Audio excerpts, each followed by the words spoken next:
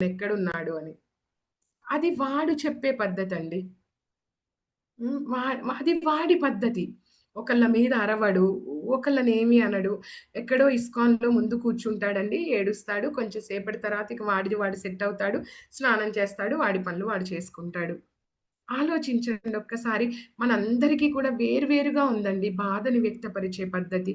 మన మాతాజీలం ఏం చేస్తామండి, ఏడుస్తూ కూర్చుంటాం ఎప్పుడూ కూడా. ఏమవుతుంది? మన ఆరోగ్యాలు పాడైపోతాయి. మరి భర్తలెలా ఉంటారండి? కదా! ఒకళ్ళున్నారు భర్త కోసం. ఎవరండి? మనమే. బయట గొడవైందా, ఆఫీస్‌లో గొడవైందా, ఇంట్లో గొడవైందా కదండీ! ఎవరి మీద తీరుస్తారండి? మన మీద. కదండీ! మనం ఒక్క నిమిషం ఆలోచించాలి.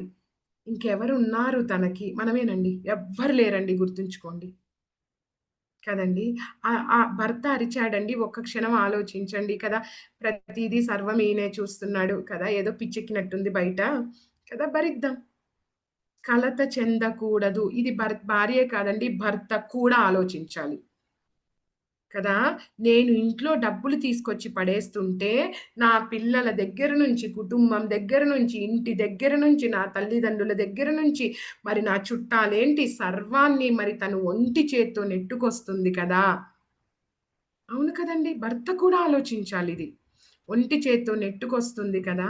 మరి తను కూడా వెళ్లి పక్కింటి భర్త మీద అరవలేదు కదా! నా అమ్మా, నాన్న మీద అరవలేదు కదా! పిల్లల మీద అరవలేదు కదా!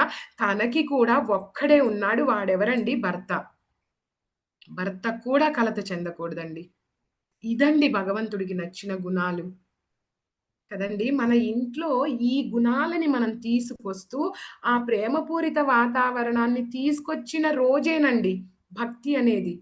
అసలు ఇంట్లో ఉన్న ప్రేమపూరిత వాతావరణమే లేదు. భర్తో దారి, భార్యో దారి, పిల్లలో దారి, తలా ఒక దారి అంటే అసలు ఎలా కుదురుతుందండి? దయచేసి ఒక్క క్షణం మనం ఆలోచించాలండి. ఇవి అద్భుతమైన గుణాలు. ఇది ముల్ల పంది మన జీవితంలో మంచి ఫ్రెండండి. మీ ముల్లు నాకు గుచ్చుకుంటుంది. నా ముల్లు మీకు గుచ్చుకుంటుంది. మీకు, నాకు తప్పించి ఇంకెవ్వరికీ గుచ్చలేమండి ఈ ముల్లులని. హ్మ్.